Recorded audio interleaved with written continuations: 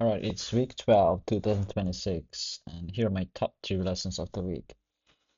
First one is that if you want to know your execution steps, then you have to define what do you want and what do you have now.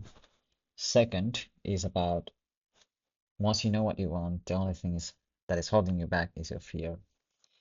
And then the last one is more explanations doesn't increase clarity, it increases cognitive load.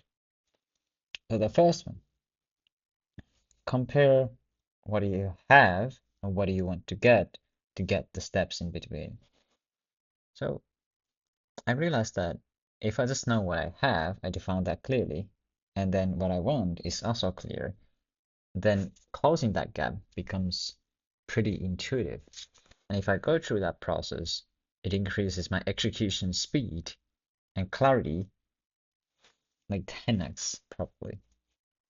So my lesson is define what you want, define what you have, and then think what are the milestones, what are the steps to close that gap? List them. Yeah, basically, I at the same time I set the steps in the lesson, but you have to know those three things, those two things to get that third thing.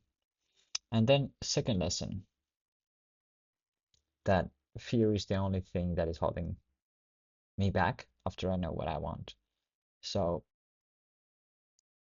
I realized that the only real thing that is holding me back from whatever I want is that I have fear. I have fear of what might other people think, mm, or what if I'm a failure and other people will look like, oh, this person was a failure. And I had a little trick to working this and go for the dreams instead of holding back. So there's like two ways. Either I die trying to get the thing that I want, or I will die from the shame of never tried. Which one is worse?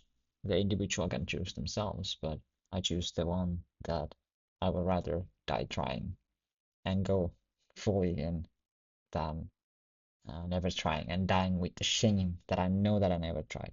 So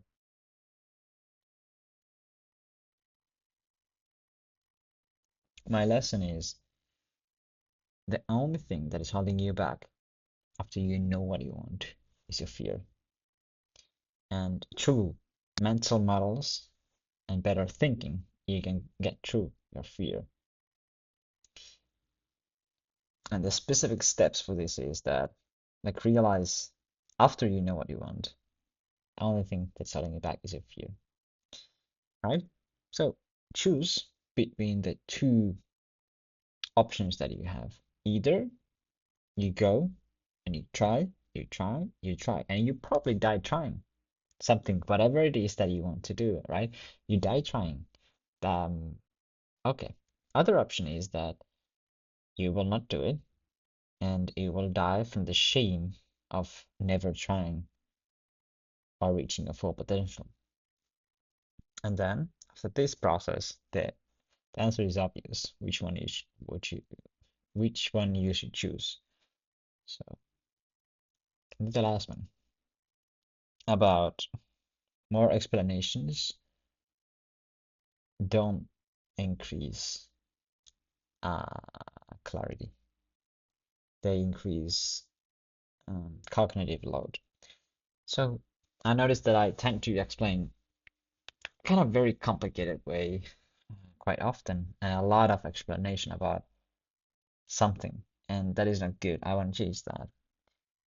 So from this, my lesson is that more explanations doesn't equal to clarity,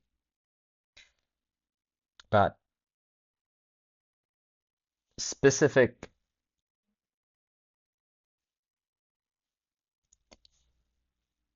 specific pointing at the issue and then solving that only increases clarity. And then the steps. So specify first, like, what's the problem? What is not understood? Okay? Once that's clear, like one word is clear, like what is not understood, one concept is not understood. Okay, what's that? Once that's clear, then you explain the point with an example to the person. And then you ask them to verify it back. Like you ask them to say it back to you. If they say it correctly, they need to find action items to improve. Um, if they say it wrongly, you only fix that part that they said wrongly. You explain that only, and then they redo